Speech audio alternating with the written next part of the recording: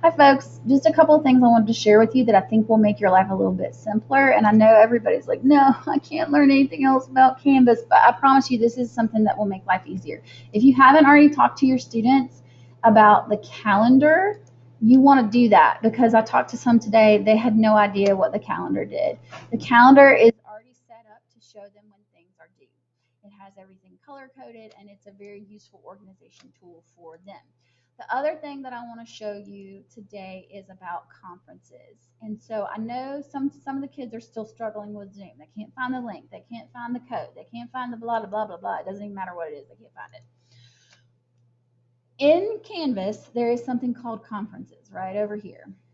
And if you click on that, if you're like me, you thought to yourself, I don't ever want to have a conference on Canvas. That sounds horrible. But it's actually really fabulous. So you can add a new conference. I'm going to call this a test conference. Let's see if we can invite. I can't even type. I'm going to enable recording. I'm going to leave it a 60-minute time limit. You don't have to. I'm not going to invite everybody, and I am going to remove. Well, I don't have to remove the observers. If you are inviting everybody, I would remove the course observers because you don't want random parents along with students in there as well. So I'm going to invite Mr. Farmer, and we are going to update this right here. And so now we have this test conference. All your students have to do is select conferences on the side. So make sure that you have it visible. If you need help with that, I'll help you. And then what you do is you start the conference, and all they have to do is click join. That is literally all that they have to do. Then once you're inside of the conferences, it's going to give you the option. Do you want to use your microphone? And you do have to do that every time, which is okay. It's going to do an echo test to see if you hear audio or not. I don't know if mine's going to hear audio or not, to be quite honest. Yes, I can hear it. You That's are great. currently the only person in this conference. It's talking to me and it's fabulous. Okay, nobody else has joined me, which is okay. Right here in my settings, I can mute everybody. I can clear everybody's status. I can save their username, lock them, create the breakout rooms, write in closed captions, which I think is a great idea for our students that are struggling. You can share notes right here with them. You yourself, you can set your status to any of these delightful choices over here. You can cheer for people. You can be confused or undecided. You can do a poll. So if you click on this plus right here, you can start a poll, you can upload a presentation, or you can share an external video, and you're all watching it together in the class. You don't have to leave Canvas at all. If I wanted to start my recording, I would. This would be it, but I can't actually do that right now because I'm recording this video.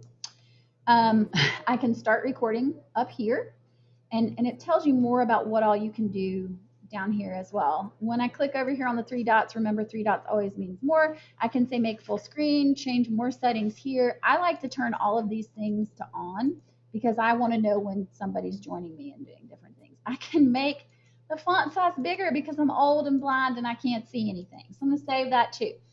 I can look at the public chat, or I can do the shared notes, or I can look at none of it. Okay, I can share my screen if I want to. So maybe, I don't know, we'll see if this one wants to share or not. I don't think it will, but well, it was gonna, but I got rid of it. So here's my other screen, and this is what I'm sharing with my students. When you're ready to end the meeting, you simply click on the 3 dots. Remember, 3 dots means more, and I can end the meeting, and it ends the meeting for everybody, just like with Zoom. If I've chosen to record it, it will save that recording then for me. I can give feedback or not. And it is just as simple as that. So if I go back to my conferences, what I can do is I can then end that conference. Now Mr. Farmer cannot join even if he wants to. If it was a terrible conference and I don't ever want to see it again, I can then delete that conference if I want to. And I can also do settings, which is the only thing is to delete. So this is super handy. I did try this out with some students earlier. They really liked it. They thought it was easy. I know some of you are saying they just learned how to use Zoom, but this might be something that you're interested in using simply because it is built in and you don't have to leave the Canvas. It is secure. You don't have to worry about anybody hijacking your session. So this is just one more option for those of you who needed more options.